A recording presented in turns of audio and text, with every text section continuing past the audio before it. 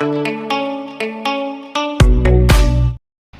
दोस्तों, नमस्कार। कैसे हो आप लोग? आपका अरुण टेक ज्ञान मोटिवेशनल चैनल पे स्वागत है। दोस्तों पावर पॉइंट की क्लास चल रही है और मैंने file, home tab, insert tab के बारे में पढ़ा दिया है, जिसमें पावर पॉइंट के इंट्रोडक्शन और जो भी होम टैब में जितने भी की हैं और इंसर्ट टैब में जितने भी की है सब मैंने बता दिया है। अगर आपसे क्लास मिस हो गई है तो आप वीडियो के डिस्क्रिप्शन में पावर पॉइंट का प्लेलिस्ट का लिंक है, वहाँ से जाके आप देख सकते हो। ठीक है दोस्तों, आज की क्लास में हम डिज़ाइन टैब के बारे में पढ़ेंगे। डिज़ाइन टैब क्या होता है दोस्तों? डिज़ाइन टैब पावर पॉइंट का एक इम्पोर्टेंट पार्ट होता है।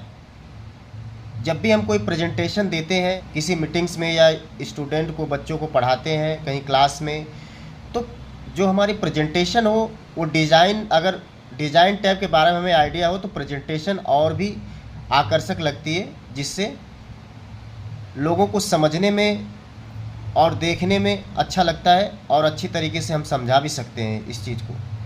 तो डिज़ाइन टैब एक इम्पोर्टेंट पार्ट है, जिसे हम अच्छी तरीके से आज समझेंगे कि डिज़ाइन टैब होता क्या है और उनका यूज कहाँ कहाँ कैसे किया जाता है।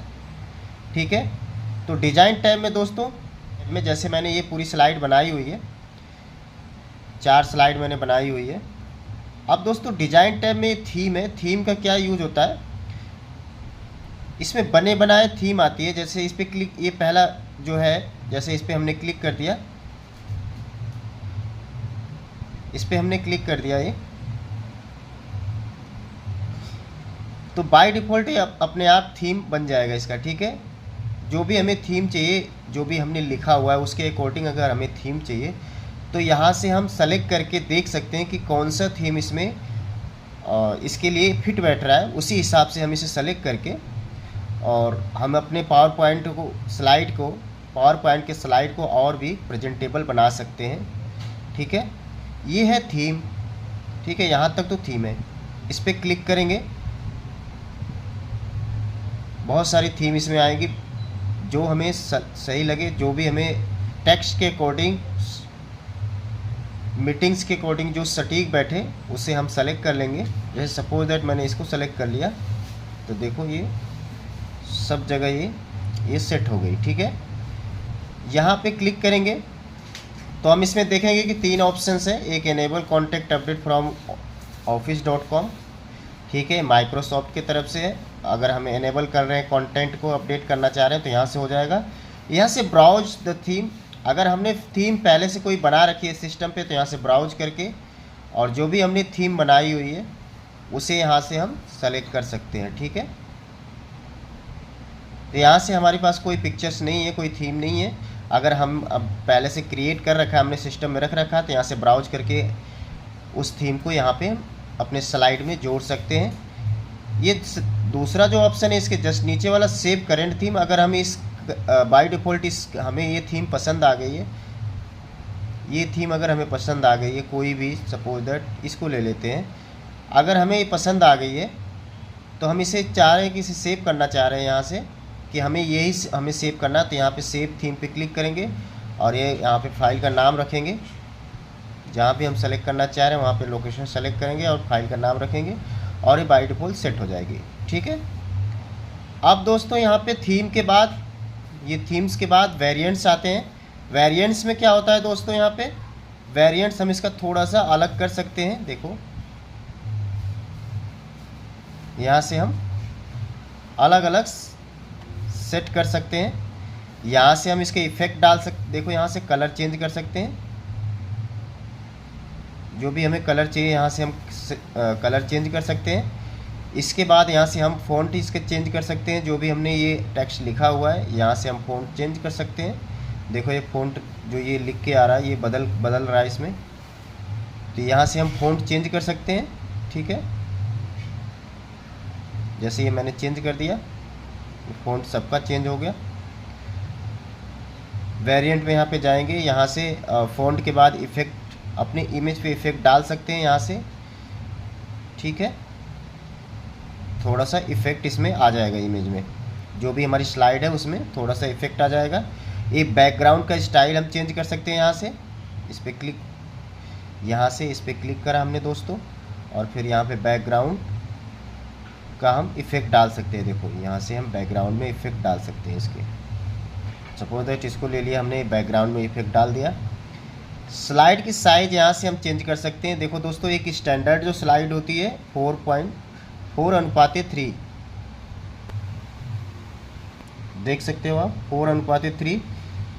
तो ये बाय डिफ़ॉल्ट साइज़ होती है। अगर हम इसमें चाहे 16.9, ये यूट्यूब में वीडियो अगर हम दिखाते हैं उसके लिए होती है, स्क्रीन के लिए। और ये स्टैंडर्ड जो हम अभी करंट में हम जो काम कर रहे हैं वो 4:3 है, ठीक है। कस्टमाइज स्लाइड कस्टम करना चाह रहे हैं अपने हिसाब से, अगर हमें करना चाह रहे हैं कि बाय डिफ़ॉल्ट कैसे करना है, मैनुअली हम इसे टाइप करके करना चाह रहे हैं, तो यहाँ से हम विड्थ और हाइट को भी चेंज कर सकते हैं, ठीक है। यहाँ से लैंडस्केप की जगह पोर्ट्रेट कर सकते हैं, ठीक है। वैसे तो बाय डिफ़ॉल्ट हमेशा लैंडस्केप में ही स्लाइड होती है पावर पॉइंट में। अगर हमें पोर्ट्रेट करना है, पोर्ट्रेट पर क्लिक कर देंगे और देखो ये पोर्ट्रेट में हो जाएगी, ठीक है। तो ये थोड़ी सी अटपटी लग रही है, तो हम दोबारा से जाएंगे इस पर कस्टमाइज साइज पे और हम लैंडस्केप में ही कर देंगे।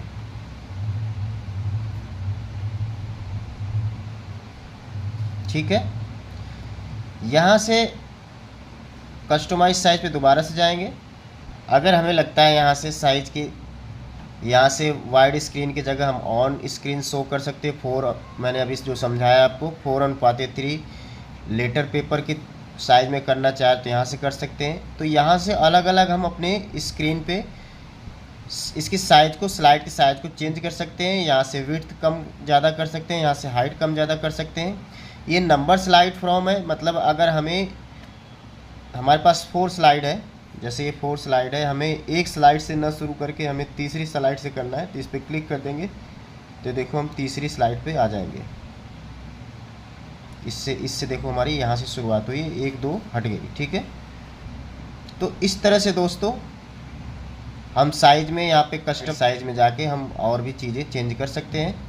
यहाँ से फॉर्मेट बैकग्राउंड है, इस पर क्लिक करेंगे, इसके बैकग्राउंड को हम चेंज कर सकते हैं। यहाँ से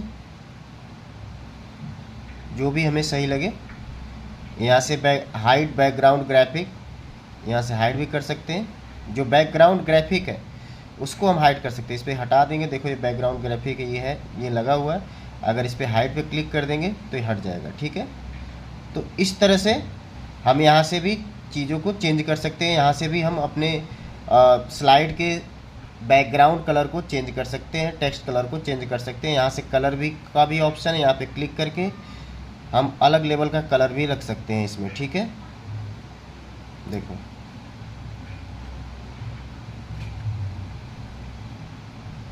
ये हटा देते हैं यहाँ से। तो दोस्तों पावर पॉइंट में डिज़ाइन टैब में थीम्स वेरिएंट्स के बारे में हम समझ गए हैं। एक और इसमें समझाना बाकी रह गया। जैसे दोस्तों आपने देखा होगा डिज़ाइन टैब में हम किसी भी स्लाइड पे हम क्लिक कर रहे हैं, किसी भी स्लाइड पे हम क्लिक कर रहे हैं, जैसे इस पर क्लिक कर दिया तो पूरी स्लाइड्स, जितनी भी स्लाइड्स हैं पूरी सब पे चेंज हो जा रहा है, ठीक है। अगर हम चाह रहे हैं कि किसी एक स्लाइड्स पे हमें अलग डिज़ाइन चाहिए, तो उस कंडीशन में जैसे सपोज दैट इसको हमने सेलेक्ट कर लिया, इस सब पे ही है। अब मैंने 2 वाली स्लाइड को सेलेक्ट कर लिया और यहाँ पे ये वाली थीम चाहिए इस स्लाइड्स पे, तो यहाँ पे अप्लाई टू सेलेक्टेड स्लाइड पे क्लिक करेंगे तो इस पे तो सेम रहेगा, इस पे भी सेम रहेगा, लेकिन जो मैंने सेलेक्टेड स्लाइड करा है उस पर अलग हो जाएगा, ठीक है। तो मेरे बस समझाने का मतलब ये है कि अगर हमें सेपरेट स्लाइड्स पे कोई अलग थीम चाहिए तो हम यहाँ से सेलेक्ट करके, इस पर क्लिक करके, यहाँ से सेलेक्ट करके अप्लाई टू सेलेक्टेड साइड पे क्लिक करेंगे तो वो सेम ये इस पर अलग थीम्स लग जाएगी, ठीक है। अलग सब स्लाइडों से एक अलग थीम में ये दिखेगी। इसी तरह इस पे देखो, यहाँ पे क्लिक करते हैं हम, suppose that apply to matching slides. अगर इस पर क्लिक करते हैं तो इससे मैचिंग जितनी भी स्लाइड्स हैं वो सारी उस पर अप्लाई हो जाएगी, ठीक है। इसके बाद थर्ड ऑप्शन ये अप्लाई टू सेलेक्टेड स्लाइड का मैंने बता दिया है। Apply to all selected slide, मतलब अभी तक जो बाय डिफ़ॉल्ट सब पे एक साथ हो जा रहा था वैसे हो जाएगा। सेट एज डिफ़ॉल्ट थीम, अगर हमें इसी को थीम को हमें सेट एज डिफ़ॉल्ट थीम करना है तो इसी पे क्लिक कर देंगे, सब जगह ये बाय डिफ़ॉल्ट ही रहेगी, यही रहेगी। Add gallery to quick access tool bar, इस पर अगर क्लिक करेंगे तो ये थीम यहाँ पे आ जाएगी। जैसे हमने इस पर क्लिक करा तो देखो यहाँ थीम का जो ये ऑप्शन है यहाँ पे आ जाएगा, ठीक है। तो इसे हम यहाँ से हटा देते हैं। तो इस तरह से इनका भी हम ऑप्शन समझ गए। तो दोस्तों आज पावर पॉइंट में डिज़ाइन टैब के थीम्स और वेरिएंट्स के बारे में समझ गए, और स्लाइड के साइज़ के बारे में समझ गए, और फॉर्मेट बैकग्राउंड क्या है, उसका क्या यूज है, ये भी हम समझ गए। तो दोस्तों आज डिज़ाइन टैब की क्लास ख़त्म होती है। कल हम नेक्स्ट क्लास में मिलेंगे नई वीडियो के साथ। यहाँ तक वीडियो में बने रहने के लिए आप लोगों को बहुत बहुत धन्यवाद दोस्तों। तो दोस्तों मेरे द्वारा दी गई जानकारी अगर आपको अच्छी लगी हो, आपके लिए यूजफुल हो, तो आप वीडियो को लाइक करो, अपने दोस्तों अपने रिलेटिव को शेयर करना ना भूलें जो कंप्यूटर सीखना चाहता है। अगर आप मेरे चैनल पर पहली बार आए हो या आपने अभी तक चैनल सब्सक्राइब नहीं करा है तो प्लीज़ चैनल को सब्सक्राइब कर लीजिए। आपके लिए ऐसे ही कंप्यूटर से जुड़ी और मोटिवेशन से जुड़ी वीडियो लाता रहूँगा दोस्तों। Thank you for watching this video. Thank you.